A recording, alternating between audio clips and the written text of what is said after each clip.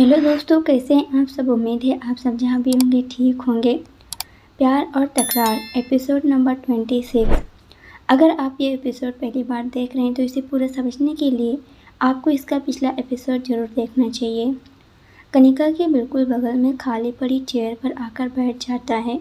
अभिषेक को वहाँ देखकर कनिका के दोस्तों ने अजीब सा मुँह बनाया और वापस कनिका और अरमान से बातें करने लगे। अभिषेक पर वहाँ कोई ध्यान नहीं दे रहा था। अभिषेक को अपनी इग्नोरेंस देखकर बहुत गुस्सा आता है। कनिका भी थोड़ा सा पीछे हटकर बैठ गई थी। अभिषेक की नज़रें लगातार कनिका के चेहरे पर ठहरी हुई थी। शायद वो उसकी एक झलक पाने के लिए इंतजार कर रहा था कि कनिका अपनी नज़रें उठाकर उसकी तरफ देखेगी। लेकिन कनिका ने अभिषेक को देखा तो दूर की बात है, उसकी तरफ से अपनी गर्दन घुमाकर अरमान की तरफ कर दी और अरमान के हाथ पर अपना हाथ रखकर अरमान से कहती है, अरमान, आज मैं आपके हाथ से खाना खाना चाहती हूँ, क्या मुझे आप अपने हाथ से खिलाएंगे। कनिका की ये बात सुनकर उसके दोस्त कनिका और अरमान को देखते हुए उन्हें चिढ़ाकर कहते हैं, ओए होए हाउ रोमांटिक कनिका। कनिका के चेहरे पर एक मुस्कान छा गई। अभिषेक को ये सब देखकर बहुत गुस्सा आ रहा था। अरमान ने अपना सिर हाँ में हिलाया और खाने का निवाला उठाकर कनिका के मुंह में डाल दिया। कनिका भी बड़े प्यार से अरमान को अपने हाथों से खाना खिलाने लगती है। इसे देखकर कनिका के दोस्त बेहद खुश हो रहे हैं, लेकिन अभिषेक को ये बिल्कुल पसंद नहीं आता। जब उसे सहन नहीं होता तो उसने वहाँ पर पड़ा कॉफ़ी का गिलास उठाकर कनिका के कपड़ों के ऊपर उड़ेल दिया। कॉफ़ी ठंडी थी इसलिए कनिका को कोई नुकसान तो नहीं होता, लेकिन उसके कपड़े पूरी तरह ख़राब हो जाते हैं। अभिषेक कनिका की तरफ देखकर नासमझी से बोला, सॉरी मेरा ध्यान नहीं था। आई एम सो सॉरी, मैंने ध्यान नहीं दिया, पता नहीं कैसे हाथ लग गया और गिर गया। तभी रश्मि को अभिषेक की इस हरकत पर बेहद गुस्सा आता है। वो उसे घूरते हुए कहती है, क्यों तुम्हारी आंखें नहीं हैं, अंधे हो क्या, या फिर अपनी आंखें तुम दिल्ली में डोनेट करके आ गए हो। रश्मि काफ़ी गुस्से में थी। उसके चेहरे पर अभिषेक को देखकर जो नफरत के भाव आते थे वो उसे बयां नहीं कर सकती थी, लेकिन उसका मन करता था कि वो अभिषेक को पकड़कर अच्छी तरह से पीट दे। जीत ने अभिषेक की तरफ देखकर व्यंग से बोला, हाँ अंधा तो ये पहले से ही था, बस अब लगता है पूरी तरह से इसे नहीं, आँखों की सख्त ज़रूरत है। भगवान इसे सद्बुद्धि दे। अभिषेक को उन लोगों की बात सुनकर बेहद गुस्सा आता है। वो उनकी तरफ देखते हुए कहता है, बस बहुत हो गया, मैं सॉरी कह रहा हूँ ना। और कनिका, सच में मुझे नहीं पता था कि कॉफ़ी का गिलास यहाँ रखा हुआ है, मैं तो पानी का गिलास उठा रहा था। I don't know how. हाँ तुम्हें क्यों। रश्मि कुछ बोलने वाली थी, तभी कनिका उसे रोकते हुए बोली, अरे कोई बात नहीं, गलती से गिर जाता है, मैं चेंज करके आती हूँ, तुम लोग टेंशन मत लो। अरमान जो चुपचाप बैठकर अभिषेक को घूर रहा था, उसने कनिका को जाते हुए देखकर उसका हाथ पकड़ते हुए बोला, क्या मैं तुम्हारी हेल्प करवा दूँ। कनिका मुस्कुराते हुए अरमान से बोली, नहीं आप रहने दीजिए, मैं देख लूँगी। कनिका इतना कहकर वहाँ से अभिषेक को नज़रअंदाज करते हुए चली जाती है। अभिषेक को अब कोई बहाना चाहिए था ताकि वो वहाँ से उठकर कनिका के पीछे जा सके, लेकिन सभी उसे घूर रहे थे इसलिए उसे कुछ सोच नहीं रहा था। तभी उसने अपने मोबाइल को निकाल कर अपने कान से लगाते हुए बात करने की एक्टिंग करते हुए बोला, हाँ हेलो मॉम, मैं जल्दी आ जाऊँगा, हाँ हाँ मैं बिल्कुल ठीक हूँ। अभिषेक वहाँ से उठकर अपने रूम की तरफ चला जाता है। वहीं अरमान बैठकर एक टक घूर रहा था। अरमान भी अपने रूम में जाने के लिए उठता है और वो सीढ़ियों के पास पहुँचता है। तभी घर की एक सर्वेंट आकर उसे रोकते हुए कहती है, कुंवर साहब, आपको बड़ी बहू रानी साहब बुला रही हैं। पर माँ साहब हमें क्यों बुला रही हैं, वो तो हमें नहीं पता, पर उन्होंने कहा है कि हम आपको बुलाकर लाएं। ठीक है हम आते हैं। अरमान ने इतना कहा और एक नज़र अपने रूम की तरफ डाली, फिर सुमित्रा जी के रूम की तरफ चला जाता है। वहीं अभिषेक और कनिका का रूम कुछ ही दूरी पर था। बीच में सिर्फ प्रियंका का रूम आता था, इसलिए अभिषेक के लिए कनिका के रूम में जाना बेहद आसान था। वो कनिका के रूम के डोर के बाहर पहुंचता है। रूम का दरवाज़ा ओपन ही था, इसलिए वो चुपचाप कनिका के रूम के अंदर चला जाता है। अभिषेक रूम का दरवाज़ा अंदर से लॉक कर देता है। वॉशरूम से पानी बहने की आवाज़ आ रही थी, जिसे सुनकर अभिषेक के चेहरे पर एक शैतानी मुस्कान आ जाती है। वो वॉशरूम के बाहर आता है। वॉशरूम का डोर अंदर से लॉक था, तो वो बाहर खड़ा होकर कनिका के बाहर आने का इंतजार करने लगता है। तभी कुछ देर बाद ही वॉशरूम का डोर ओपन होता है और कनिका वॉशरूम से बाहर आती है। कनिका ने इस वक्त अपने शरीर पर सिर्फ बाथरोब पहनी हुई थी। कनिका अभिषेक को अपने सामने देखकर बिल्कुल हैरान रह जाती है। वो अभिषेक की तरफ देखते हुए कहती है, तुम यहाँ क्या कर रहे हो?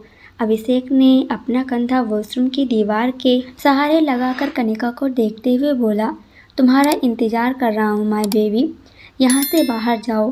तुम्हारी हिम्मत कैसे हुई मेरे रूम में आने की? अपनी मासूका के रूम में आने के लिए परमिशन की ज़रूरत नहीं होती है। तुम तो मेरी हो, तो मैं तुम्हारे रूम में क्यों नहीं आ सकता? अभिषेक ने बेहद बेशर्मी के साथ बोला, तुम यहाँ से जा रहे हो या फिर मैं चिल्लाऊँ? अगर तुम्हें किसी ने यहाँ पर देख लिया तो तुम जानते नहीं हो तुम्हारे साथ क्या हो सकता है।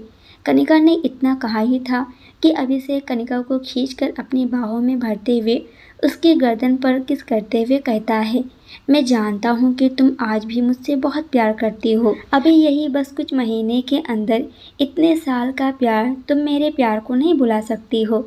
तुम चाहे मुझसे नाराज ही जता लो, लेकिन मुझे तुम्हारी इम्पोर्टेंस का पता चल गया है, इसलिए प्लीज़ मेरे पास वापस आ जाओ कनिका। कनिका अभिषेक की इस हरकत से बिल्कुल हैरान थी। वो अपने आप को छुड़ाने के लिए अभिषेक के सीने पर अपने हाथ मारने लगती है और उसे खुद से दूर धक्का देने की कोशिश करती है, लेकिन अभिषेक ने उसे इतनी टाइटली पकड़ा हुआ था कि वो उसे छोड़ नहीं रहा था। अभिषेक की ये हरकत देखकर कनिका उसे खुद से अलग करने की कोशिश करते हुए बोली, तुम्हारा दिमाग खराब हो गया है क्या? मैं अब शादीशुदा हूँ और मैं तुमसे प्यार नहीं करती, मुझे तुमसे नफरत है। तुम सोच भी नहीं सकते कि मेरे दिल में तुम्हारे लिए नफरत किस हद तक है, इसलिए अपनी लिमिट में रहो और दूर हटो मुझसे। अभिषेक कनिका के बालों को एक तरफ करते हुए उसकी गर्दन पर बैठ करते हुए कहता है, तुम चाहे किसी भी हाल में हो, मैं तुम्हें अपनाने को तैयार हूँ। मुझे बस अब तुम चाहिए कनिका, चाहे तुम्हारी मर्जी से या फिर ज़बरदस्ती से। अभिषेक कनिका को पागलों की तरह किस कर रहा था और उसे बाइट कर रहा था। वहीं कनिका अपने आप को छुड़ाने की तमाम कोशिश कर रही थी। रूम का दरवाज़ा लॉक था, इसलिए उसकी आवाज़ बाहर तक नहीं जा सकती थी। कनिका ने अभिषेक को पूरी हिम्मत के साथ धक्का मारकर खुद से दूर कर दी है। तुम एक नंबर के घटिया आदमी हो, आई हेट यू अभिषेक। ये कहते हुए कनिका ने एक जोरदार थप्पड़ अभिषेक के गालों पर रख देती है। चटाक का साउंड वहाँ पर हर तरफ गूंजने लगता है। अभिषेक ने अपने गाल पर अपना हाथ रख लिया और हैरानी के साथ कनिका के चेहरे की तरफ देखने लगा। कनिका बेहद गुस्से से उसे घूर रही थी, जैसे इसी वक्त अभिषेक को मार देना चाहती हो। अभिषेक कनिका की इस हरकत पर गुस्से से उसे घूरता है और फिर उसे अपने करीब खींचते हुए उसकी बाहों को कसकर पकड़ लेता है। मैं तुमसे कितना प्यार करता हूँ, क्या तुम्हें अंदाज़ा नहीं है? फिर भी तुम मुझे घटिया कह रही हो। तुम घटिया हो और तुम मुझसे कोई प्यार नहीं करते हो। तुम्हें सिर्फ और सिर्फ अपनी ज़रूरतों को पूरा करना होता है। कनिका की ये बात सुनकर अभिषेक ने कनिका को पीछे दीवार से लगा दिया। उसकी बाहों पर अपने पकड़ को कसते हुए बोला, तुम मेरी हो, सिर्फ मेरी हो। तुम चाहे मुझे कुछ भी कहो, लेकिन अब मैं तुम्हें खुद से दूर नहीं जाने दूंगा। मैं तुम्हें अभी अपना बनाकर रहूँगा, तुम बस देखती जाओ। अभिषेक ने इतना कहकर कनिका के बाथरूम की डोरी को खींचकर खोल दिया। कनिका को अभिषेक की इस हरकत का बिल्कुल अंदाज़ा नहीं था। अभिषेक की इस हरकत पर उसकी आंखें हैरानी से फैल जाती है। कनिका कुछ समझ पाती तभी अचानक रूम में चारों तरफ अंधेरा छाने लगता है। वहाँ धुआं ही धुआं हो गया था। कनिका ने ये देखकर तुरंत अपने आप को बाथरूम में लपेटकर और वहाँ से दौड़कर बाथरूम के अंदर चली जाती है। वहीं अभिषेक उसमें से परेशान होकर खांसने लगता है और अचानक वो धुआं अभिषेक को वहाँ से लेकर गायब हो जाता है। कुछ देर बाद अभिषेक की आंखें खुलती है तो वो प्रियंका के रूम में सोफे पर सोया हुआ था। उसने बेड से उठकर बैठने की कोशिश की और रूम में चारों तरफ नज़र दौड़ाई तो वो समझ गया कि वो इस वक्त प्रियंका के रूम में है। ये देखकर उसे बहुत गुस्सा आता है। वो जैसे ही बेड से नीचे उतरने की कोशिश करता है, तभी प्रियंका की आवाज़ उसके कानों में पड़ती है। मैंने मना किया था तुम्हें, ऐसी कोई भी हरकत मत करना जिसकी वजह से तुम्हें अपने बुरे वक्त का सामना करना पड़े, लेकिन तुमने मेरी नहीं मानी। तुमने अच्छा नहीं किया। कनिका के करीब जाकर अभिषेक गुस्से से प्रियंका की तरफ देखा, जो कि इस वक्त बेड पर अपने दोनों हाथ टिकाकर आराम से बैठी हुई थी और उसके चेहरे पर एक शैतानी मुस्कान थी। अभिषेक, तुम्हारी हिम्मत कैसी हुई मुझे यहाँ लाने की? मैं अपनी कनिका के पास था और तुम मुझे यहाँ लेकर आ गई। अभिषेक की बात सुनकर प्रियंका जोर जोर से हंसने लगती है। उसे इस तरह हंसते हुए देखकर अभिषेक और भी ज़्यादा बौखला जाता है। वो प्रियंका के पास आकर उसकी गर्दन पकड़ते हुए कहता है, तुम्हारे इस जाल में अब मैं नहीं पड़ने वाला, इसलिए मुझसे दूर रहो। इसमें ही तुम्हारी भलाई है। अभिषेक की इस हरकत पर प्रियंका उसे खामोश होकर देखने लगती है। उसने अभिषेक के हाथ की तरफ देखी और अगले ही पल उसे पकड़कर अपने रूम की दीवार से लगा देती है। ये सब इतनी जल्दी हुआ कि अभिषेक को कुछ समझ नहीं आता।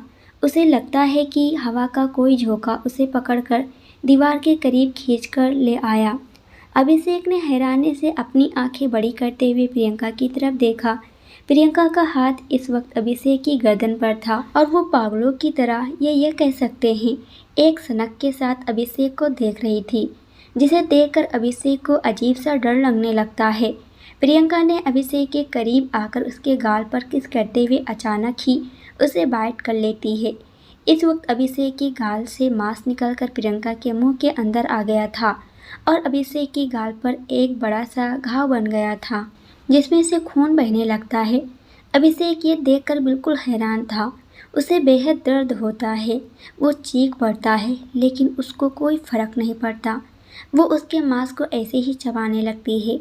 मैंने तुमसे कहा था कि मुझसे दूर जाने की कोशिश मत करना, लेकिन तुमने मेरी नहीं सुनी। तुम मुझसे दूर गए। अब इसकी कीमत तो तुम्हें चुकानी होगी, और कीमत तुम्हारी जान है, माय बेबी। अभिषेक प्रियंका की बात सुनकर उसे खुद से दूर करने की कोशिश करता है, उसकी पकड़ से छूटने की कोशिश करता है, लेकिन प्रियंका के लंबे लंबे नाखून उसकी गर्दन पर इस तरह ठहरे हुए थे जैसे प्रियंका अपने नाखूनों से इसी वक्त उसकी गर्दन को उसके धड़ से अलग कर देगी। अभिषेक अपनी जगह से हिल भी नहीं पा रहा था। वो बस रोते हुए कहता है, कौन हो तुम? कौन हो? मुझे छोड़ दो। मुझे नहीं मरना है। मुझे मत मारो। मैं यहाँ से चला जाऊँगा। मैं किसी को कुछ नहीं बताऊँगा। मुझे कुछ मत करो। वो गिड़गिड़ा रहा था, लेकिन प्रियंका को कोई फ़र्क नहीं पड़ता। वो मुस्कुराते हुए उसके पास आती है और एक डेविल स्माइल के साथ कहती है, मैं भूतनी हूँ और इस वक्त मुझे तुमसे ऐसी खुशबू आ रही है जो मुझे मदहोश कर रही है। मैं नहीं रह सकती तुमसे अलग। सो रहा माय बेबी। इतना कहकर प्रियंका ने अपने ओठ अभिषेक के ओठों से चिपका दिए। अभिषेक अपनी गर्दन हिलाने की कोशिश कर रहा था, लेकिन वो इस वक्त अपने आप को एकदम असहाय महसूस करता है। प्रियंका मुस्कुराते हुए अभिषेक के शरीर से पूरा खून पीने लगती है। अभिषेक की सांसें धीरे धीरे थमने लगती है और उसका पूरा शरीर सफ़ेद पड़ जाता है। वो बिल्कुल हड्डियों का ढांचा लग रहा था। उसके शरीर में कहीं भी मांस दिखाई नहीं दे रहा था। उसके बाल पूरे तरीके से सफ़ेद हो गए थे और आंखें बाहर आ गई थी। प्रियंका उसका पूरा खून पीने के बाद वो उसे दूर हट जाती है। उसके ओठों के किनारे पर हल्का सा खून लगा हुआ था, जिसे वो अपने हाथों से साफ करते हुए अभिषेक की तरफ देखते हुए कहती है, आखिर तुमने मेरी इतने दिन की प्यास बुझा ही दी। इतना कहकर वो जोर जोर से हंसने लगती है। वहीं दूसरी तरफ कनिका वॉशरूम के अंदर ही छिपकर बैठी थी। उसे डर लग रहा था कहीं अभिषेक वापस बाहर आने पर उसके साथ कुछ गलत न कर दे। उसने अपने आप को बाथरूम लपेटा हुआ था और वॉशरूम के डोर के सहारे वो फ्लोर पर खुद को समेट कर बैठी हुई थी। उसकी आंखों से लगातार आंसू गिर रहे थे। उसे बस इतना पता था कि अभिषेक आज उसकी इज्जत के साथ खेलने वाला था। अगर वो धुआं वहाँ नहीं होता तो शायद वो अभी इस वक्त अपने वजूद को खो चुकी होती। इस वक्त उसे अभिषेक से बेहद नफरत हो रही थी। उस पर घिन आ रही थी। उसे अफसोस हो रहा था कि उसने ऐसे इंसान से प्यार किया था जो उसके काबिल ही नहीं था। किसी वक्त पर वो अभिषेक पर कितना मरती थी। यही सब सोचकर कनिका लगातार रोए जा रही थी। रोते हुए उसकी हालत इतनी ख़राब हो जाती है कि कनिका वहीं पर बेहोश हो जाती है। कनिका के बेहोश होने के बाद एक काली परछाई वहां आती है और उसके शरीर के ऊपर मंडराने लगती है। ऐसा लग रहा था जैसे काली परछाई कनिका के शरीर को महसूस कर रही हो। काली परछाई कनिका के शरीर के ऊपर आकर ठहर गई और अचानक देखते ही देखते वो काली परछाई एक लड़के में बदल गई। उस लड़के का चेहरा कनिका की गर्दन पर ठहरा हुआ था और वो कनिका को किस किए जा रहा था। उसने कनिका के ओठों को अपने ओठों में दबाया, फिर उसे किस करने लगा और उसके बाथरूम के ऊपर से कनिका के शरीर पर अपना हाथ फेरने लगा। वहीं दूसरी तरफ अरमान अभी तक सुमित्रा जी के रूम में था। सुमित्रा जी को अरमान और कामनी जी के बारे में पता चल गया था। अरमान ने जब वो बात सुमित्रा जी को कामनी जी के बारे में बताया तो उन्हें खुद भी यकीन नहीं हो रहा था कि कामनी जी ऐसा कुछ कर सकती हैं। उन्होंने अरमान से बोली, मुझे यकीन नहीं हो रहा अरमान कि दीदी भी ऐसा कुछ कर सकती हैं। उन्होंने शैलजा की मदद की, पर आखिर क्यों? आपको क्या लगता है? हाँ माँ साहब, हमसे ज़्यादा इस वक्त इस बात का दुख आखिर किसे होगा? वो हमारे लिए सिर्फ हमारी बड़ी माँ साहब नहीं हैं, बल्कि हमारी सगी माँ हैं।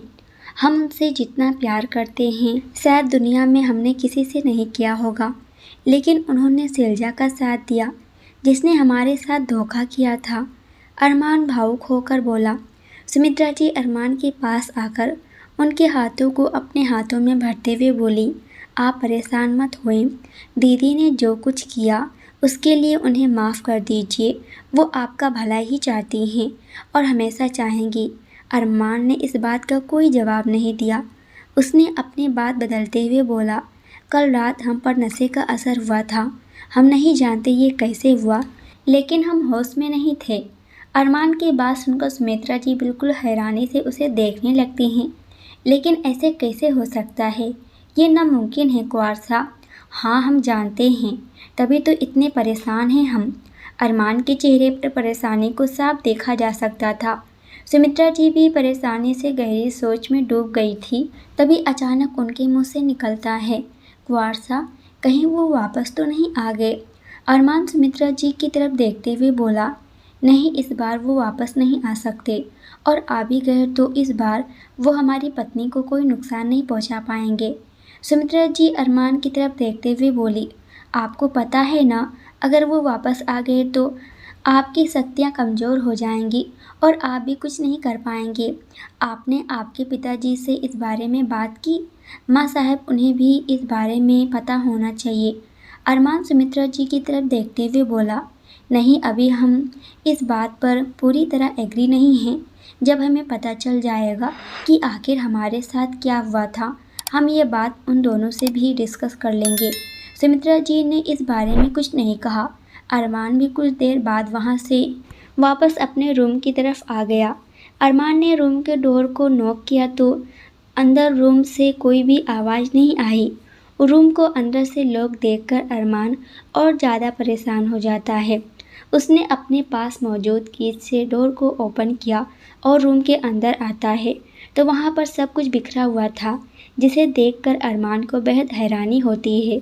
अरमान कनिका को आवाज़ लगाई, लेकिन कनिका का उसे कोई जवाब नहीं आया। वहीं वॉशरूम के अंदर अरमान की आवाज़ सुनकर वो लड़का वापस काली परछाई में बदलकर वहाँ से गायब हो जाता है। अरमान वॉशरूम के डोर के पास आता है। वो देखता है कि दरवाज़ा अंदर से लॉक था, लेकिन कोई आवाज़ नहीं आ रही थी, जिसे देखकर अरमान को ये काफ़ी अजीब भी लगता है। काफ़ी बार नॉक करने के बाद भी जब वॉशरूम का डोर कनिका नहीं खोलती तो अरमान दरवाजे को धक्का मारकर खोलता है, और जैसे ही दरवाज़ा खुलता है तो कनिका वहीं ज़मीन पर लेटी हुई थी, जिसे देखकर अरमान बिल्कुल शॉक्ड हो जाता है। वो तुरंत कनिका के पास बैठकर उसे आवाज़ देते हुए कहता है, कनिका क्या हुआ तुम्हें? आंखें खोलो। लेकिन कनिका बेहोश थी, इसलिए वो कोई जवाब नहीं देती है। अरमान ने कनिका को तुरंत अपनी बाहों में उठाया और उसे रूम में बेड पर लाकर लेटा देता है। कनिका की ये हालत देखकर अरमान बेहद परेशान हो गया था। तभी उसकी नज़र कनिका की गर्दन पर जाती है, जहाँ पर उसे काफ़ी रेड निशान थे। उस निशान को वहाँ देखकर अरमान को कुछ अजीब लगता है। अरमान कनिका के पास आकर उन निशान पर अपने हाथ फेरता है। वहाँ पर दांत के काफ़ी सारे निशान दिखाई दे रहे थे। उन्हें देखकर अरमान गुस्से से भर गया और एक घबराहट भी उसके चेहरे पर आ जाती है। नहीं, ऐसा नहीं हो सकता, मैं ये नहीं होने दूंगा। कनिका को कुछ नहीं हो सकता है। वो कनिका के चेहरे की तरफ देखकर उसके हाथ को टाइटली अपने सीने से लगाकर बोला। अगली सुबह कनिका अपनी आंखें खोलती है। उसे अपने पेट पर कुछ वजन लगता है। कनिका ने अपनी आंखें खोलकर देखी तो अरमान उसके पास ही सो रहा था। उसका हाथ कनिका के पेट के ऊपर था। कनिका अरमान को देखकर हैरान थी। उसे कल रात की बातें याद आने लगती है। तभी उसका ध्यान अपने कपड़ों के ऊपर जाता है, जो कि वो बदले हुए थे, जिसे देखकर वो समझ गई थी कि अरमान ने ही उसके कपड़ों को चेंज किया है। लेकिन अब उसे ये बात इफ़ेक्ट नहीं करती थी। कनिका ने जैसे ही उठकर बैठने की कोशिश की तो उसकी हलचल से अरमान की आंखें खुल जाती है। वो दोनों उठकर बैठ जाते हैं।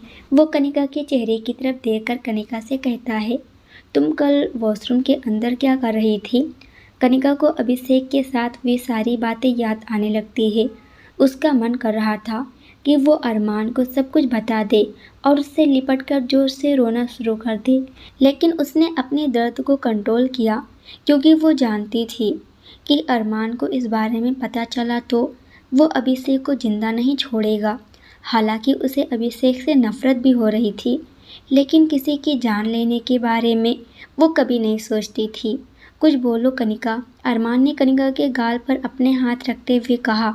तो कनिका उसके हाथ पर अपना हाथ रखते हुए बोली, पता नहीं, मैं शायद बेहोश हो गई थी। तुम सच कह रही हो ना वाइफी? अरमान कनिका के चेहरे को एक टक देखते हुए बोला। कनिका ने मुस्कुराते हुए अपना सिर हाँ में हिला देती है और अरमान के हाथ को अपने हाथ में पकड़ते हुए उससे बोली, आप परेशान मत होएं, मैं बिल्कुल ठीक हूँ। अच्छा ठीक है, तुम जल्दी से फ्रेश हो जाओ, फिर मुझे भी रेडी होना है। अरमान उसके चेहरे की तरफ देखकर मुस्कुराकर बोला। कनिका ने अपना सिर हाँ में हिलाकर और वॉशरूम की तरफ चली जाती है। कनिका के जाने के बाद अरमान के चेहरे पर अजीब से एक्सप्रेशन आ जाते हैं। नहीं कनिका, तुम मुझसे कुछ तो छुपा रही हो और मैं भी तुम्हारे मन को नहीं पढ़ पा रहा, और ये सब उसका ही असर है। वहीं वॉशरूम के अंदर कनिका वॉश बेसिन के पास खड़ी थी। सामने आईने में अपने चेहरे को देखती है। तभी उसकी नज़र अपने गर्दन पर दिखाई दे रहे लाल निशान पर जाती है। वो अपने हाथ से उस निशान को छूती है। ये निशान, तभी उसे अचानक अपने शरीर में और खासकर पेट में अजीब सा दर्द होता है। वो अपनी आंखें बंद करके अपने पेट को पकड़कर फ्लोर पर बैठ जाती है। तभी वो काला धुआं वापस कनिका के आसपास आकर मंडराने लगता है। तुम अरमान के बच्चे की माँ नहीं बन सकती। तुम पर पहले मेरा हक है। बस तुम मेरी हो कनिका। वो आवाज़ एक फुसफुसाहट के साथ कनिका के कान में आती है। ये आवाज़ सुनकर कनिका डर जाती है और अपनी आंखें खोलकर देखती है तो सामने कोई नहीं है। वो वॉशरूम में अकेली बैठी थी। तभी उसे महसूस हुआ कि उसका पेट दर्द भी बंद हो गया है। ये कैसी आवाज़ थी और किसकी आवाज़ थी वो? कनिका अपने सिर पर हाथ रखते हुए बोली। वो ये सब सोच रही थी। तभी बाहर से अरमान डोर नॉक करते हुए कहता है, इज़ एवरीथिंग ओके? कनिका अरमान की आवाज़ सुनकर वो अपने आप को शांत करती है, क्योंकि इस वक्त वो खुद कुछ भी समझ नहीं पा रही थी। किसी और को क्या ही बताती, इसलिए उसने अपने आप को शांत किया और अरमान से बोली, हाँ अरमान, सब कुछ ठीक है, बस थोड़ा सा पैर स्लिप हो गया था। What? Open the door Kanika please. No Armaan, I am all right, I say open the door. अरमान अपने शब्दों पर जोर देते हुए बोला। तो कनिका उठकर डोर ओपन करती है। कनिका के डोर ओपन करते ही अरमान कनिका के पैर के पास बैठकर उसे चेक करते हुए बोला, क्या हुआ था, कैसे स्लिप हो गई? कनिका अरमान को देखते हुए बोली, पता नहीं अरमान, पानी गिरा हुआ था तो ध्यान नहीं दिया, पर अभी मैं ठीक हूँ। आप फिक्र मत करिए, मुझे नहाना भी है। अरमान उठकर कनिका के सामने आते हुए उसे डांटते हुए कहता है, तुम इतनी लापरवाह कैसे हो सकती हो? क्या तुम्हें नीचे गिरा हुआ पानी दिखाई नहीं देता? तुम्हारे पास 2 आंखें हैं, उनको यूज क्यों नहीं करती? अगर तुम्हें कुछ हो जाता तो? और तुम ये मत भूलो कि अब तुम अकेली नहीं हो, अब तुम्हारे पेट में हमारा बच्चा भी है। तुम्हें अपनी एक्स्ट्रा केयर करनी चाहिए। मैं बिल्कुल नहीं चाहूँगा कि तुम दोनों में से किसी को भी कुछ भी तकलीफ हो। समझ रही हो ना तुम? कनिका अरमान की बात सुनकर अपना सिर हिला देती है। इस वक्त वो कुछ भी नहीं कह सकती थी क्योंकि अरमान उसे गुस्से से घूर रहा था। शांत क्यों हो, बोलो कुछ। हाँ मैं समझ गई, गुड। अब नहा लो, अगर नहीं नहा सकती तो मैं नहला दूँ। कनिका अरमान की बात सुनकर उसके चेहरे की तरफ देखकर तुरंत अपना गर्दन ना में हिलाते हुए बोली, नहीं नहीं आप जाएं, मैं अपने आप नहा लूँगी। कनिका ने इतना कहकर वॉशरूम का डोर लॉक कर दी। वहीं अरमान वॉशरूम के डोर की तरफ अजीब तरीके से देखता है। दोस्तों आज के लिए इतना ही, इसके आगे क्या होने वाला है ये हम देखने वाले हैं अगले वीडियो में। जब तक ये देखिए वीडियो पसंद आए तो वीडियो को एक लाइक और प्यारा सा कमेंट तो ज़रूर कर दीजिएगा। अगर आप इस चैनल पर नए हैं तो चैनल को भी सब्सक्राइब कर हमें सपोर्ट ज़रूर कीजिएगा। पूरी वीडियो देखने के लिए आप सभी का बहुत बहुत धन्यवाद।